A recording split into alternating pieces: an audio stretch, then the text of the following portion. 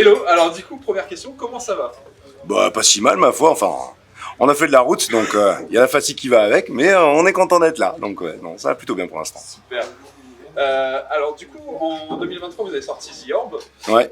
Donc c'est votre dernier album et le 10e disque, si je dis pas de bêtises, depuis le début de Gorod. Comment ça se passe la composition d'un album? Parce que celui-ci, enfin, à l'écoute, je l'ai trouvé extrêmement intense et dense. Du coup, au niveau du processus de création, comment ça s'est fait? Alors, on a une recette qui est un peu toujours la même depuis le début, hein, va-t-on dire, car on a un mastermind dans le groupe qui est notre guitariste-compositeur, qui est Mathieu Pascal, quoi, qui a toujours fonctionné de la même façon. En fait, c'est le guitariste, il fait ses riffs, il compose des patterns de batterie, et puis il voit un petit peu l'ensemble, et puis après il distribue aux autres musiciens, et puis après on s'adapte et on essaie de jouer ces trucs impossibles à jouer. Et c'est un petit peu comme ça. Ça vient souvent du même cerveau, en fait. C'est ce qui explique, je pense, depuis alors, 10 disques, j'en ai même pas compté autant, mais je sais que c'est notre 7e album complet. Ouais. Et il y a eu des EP qui sont sortis, mais tous ont été élaborés de la même manière, c'est-à-dire vraiment avec cette composition venant du même cerveau qui après distribue les idées. Et on va dire c'est plutôt l'interprétation de chaque musicien et suivant le jeu de chacun qui va donner la couleur finale. Mais ça reste ce processus-là, hein. Ça vient du même autiste, va-t-on dire, hein, qui a tout dans la tête. Oui, ça donne une constante au groupe et à la lignée de ce que vous sortez un peu tout le temps. Même si on redécouvre un petit peu, alors sur l'album, je vais en venir à ma question. Du coup, là, vous avez sorti le disque en indépendant. Est-ce que c'est une volonté de justement garder ce processus créatif de A à Z et de pouvoir tout maîtriser? Ou c'est juste... aucune maison de disques n'a eu les couilles de vous signer?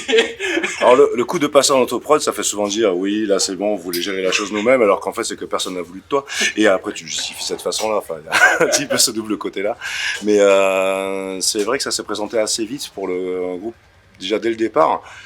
Moi j'étais pas encore dedans, hein, c'est quand même un groupe qui avait 26 ans d'existence. Ouais. Et les deux premiers albums ont été signés par un label ricain au départ. Ouais. Donc c'est Will Chip Record, hein, qui a eu foi un petit peu en eux. Il a fallu seulement le 3e pour que ça commence un petit peu à pousser en Europe, quoi, va-t-on dire. Et enfin, ce qui est complexe à expliquer, c'est que dans cette démarche-là, tu sais pas vraiment trop où tu vas. Enfin, t'es pas prophète dans ton pays, tu sais pas trop vraiment comment ça va marcher, et donc quels vont être les billets à mettre, et puis en même temps t'as envie de faire la musique qui te plaît. Et c'était un petit peu ce cas-là, dans le sens où c'était pas forcément facile à vendre. Hein. Quand tu fais du death technique, et preuve en est, hein, on va dire dans cette niche-là, on est assez peu de groupes en Europe déjà, un peu, et à l'échelle française, ça peut se compter sur le doigt d'une main, voire moins, quoi. Et, bon, il y a un petit peu cette idée de... Est-ce que tu fais de la musique pour te faire plaisir? Est-ce que tu fais de la musique pour plaire? Est-ce que c'est pour tourner? Et en effet, ça a eu un premier, on va dire, impact outre-Atlantique. Et puis après, ça s'est fait au fur et à mesure. Mais l'autoprod, en fait, a été un peu une évidence dans le genre. Si on voulait continuer à faire ce qu'on voulait, ben, c'était un petit peu la seule issue. Et c'est ce qui explique un petit peu le cheminement actuel. Ouais. Mais c'est top parce que du coup, vous pouvez garder votre processus de création, rester fidèle à votre musique sans devoir vous vendre et, on va dire, avoir un consensus à faire sur la musique et de pouvoir sortir vraiment ce que vous voulez. Quoi. C'est l'avantage d'être dans une niche extrême, c'est que c'est toi qui choisis. En fait, t'es complètement maître de tes choses. Il n'y a pas de DA, il n'y a pas de directeur artistique qui va te dire attends, j'aurais plutôt vu la chose comme ça. Là maintenant, vous allez mettre des claviers, vous allez mettre du refrain en chant clair. Non, il n'y a personne de tout ça. En fait, ça c'est vraiment du propre fait. En fait, c'est les musiciens qui composent leurs propres choses et puis qui décident de prendre un synthé tournant ou pas. Alors c'est vrai que ça m'arrive pas mal de fois, c'est d'entendre de couloir disant ça y est, ça a complètement changé et tout ça, alors que le processus de création est le même, on est plus ou moins les mêmes personnes et puis avec à peu près la même idée, mais de temps en temps de nouvelles expérimentations viennent à se pointer, puis on les essaie avec parcimonie certes, mais ça, je sais pas, on est toujours dans la même recette, hein, vraiment, il n'y a pas trop de surprises, quoi. Mais c'est top, justement, c'est ce que ça découle un petit peu, c'est top, tu me fais mon rider impeccable. Du coup, Gorod existe depuis maintenant 27 ans. Comment tu pourrais décrire un peu l'évolution du groupe au travers des années et ce qui vous mène un peu à faire The Orb en 2023 du coup? Ouais, on va dire que c'est des vieux qui n'ont pas envie de vieillir, quoi. Il y a cette idée, en fait, de faire de la musique technique un peu agressive. Après, si on voit les premiers enregistrements, en fait, c'était la musique, tout simplement, est performée, en tout cas exécutés par les musiciens, et donc selon leur capacité. Et au départ, c'était Sandrine qui était à la batterie, donc il y avait quand même une fille dans le groupe, ce qui était assez rare, hein, surtout dans un groupe de death metal, et qui avait un jeu plutôt groove, pas forcément axé sur la vitesse, sur les blasts, et ça orientait la teneur des compositions. Et quand Sandrine a dû partir, parce qu'elle a eu un vrai travail, elle, et a été remplacée par un batteur qui allait beaucoup plus vite, qui a été Sam, et bien Mathieu a adapté les compositions pour pouvoir justement tenter de nouvelles choses. Donc finalement, les idées de composition se sont faites avec les personnes elles-mêmes qui ont intégré le groupe. Hein. Et c'est ça qui a donné, on va dire, les couleurs différentes.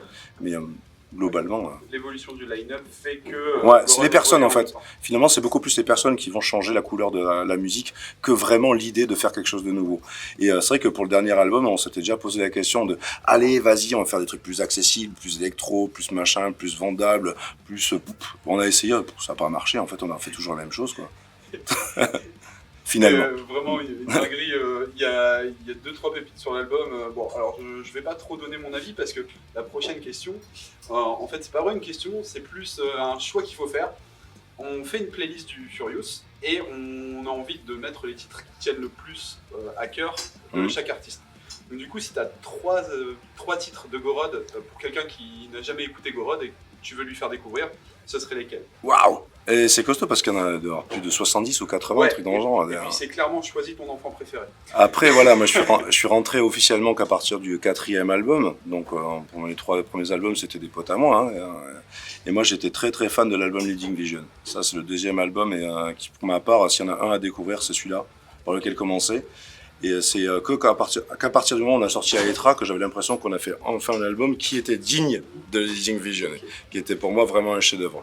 Donc dans Leading, moi j'adore la 2e Thirst for Power, le morceau Mega Speed qui voilà, mais ça c'est vraiment pour les fans de gros tech. Sinon, franchement, Leading Vision, pour moi il s'écoute en entier. Okay. Donc c'est celui-là. Tout est bon dans celui-là, enfin, tout est parfait, tout est bien composé, ça groove, c'est mélodique, c'est... On mettra tout l'album dans la playlist. Pour commencer Gorod, pour moi c'est vraiment une bonne façon, et si on doit commencer par les albums plus récents, Aetra c'est chaud parce que c'est le plus dark, et c'est le seul qui tranche un peu avec la discographie du groupe. C'est pas le plus accessible en tout cas. Moi je dirais maintenant, ouais, c'est celui qui a la couleur la plus actuelle. Putain, c'est dur à dire, hein, mais... sur le dernier album, ouais, je dirais Savitri. C'est un morceau qui est un peu prog, qu'on a enfin intégré dans la liste, et qui part un petit peu un peu plus dans le délire. C'est-à-dire qu'on a des parties plus lentes, des parties plus rapides, des parties plus mélodiques, des parties plus noise. Enfin, c'est un morceau qui synthétise un petit peu tout ce qu'on est capable de faire. Et ouais, moi je recommanderais celui-là en tout cas. Ok, bah, super, bah, merci beaucoup. Et si jamais tu as un mot pour le Furious, pour les bénévoles et pour le public, c'est maintenant. Bah, franchement, ça tue parce que ça fait pas loin d'1 an, hein. Pour la dernière fois qu'on est venu dans le secteur, on a joué à Huasca, là, au Black Lab, qui était un moment assez extraordinaire. On rentrait tourner des États-Unis à ce moment-là, enfin, depuis pas longtemps. Et là, c'est un peu de nouveau le cas, parce qu'on était en janvier, et là, on revient un petit peu dans le Nord, et ça fait du bien d'être de retour parmi vous. Et puis donc, je sais que l'édition précédente, c'était Loud qui faisait la tête d'affiche, c'est ça? Exactement. C'était les locaux. Vous avez fait venir des gens du Sud, vous trahissez, ça y est. Non, on essaie de tourner un peu. On a aussi des gens de l'Est là cette année, donc. Ah ouais, non, c'est bien, ça bouge un petit peu. On fait le tour de France cette année. Mais c'est vrai que, ouais, en tout cas, les lieux, la salle est assez étonnante. Va-t'en dire quand on voit l'architecture extérieure. J'attends pas. J'aime beaucoup. Hein. En tout cas, moi, ça me plaît clairement. La salle à l'intérieur est chouette. Enfin, j'espère qu'on va passer une bonne soirée, quoi. Et puis, a priori, c'est bien parti. Enfin, en tout cas, merci de nous accueillir. Et eh ben, merci. En espérant que tout le monde passe un bon moment. Bon, on va passer un très bon moment, j'en ai sûr. Merci beaucoup. Avec plaisir.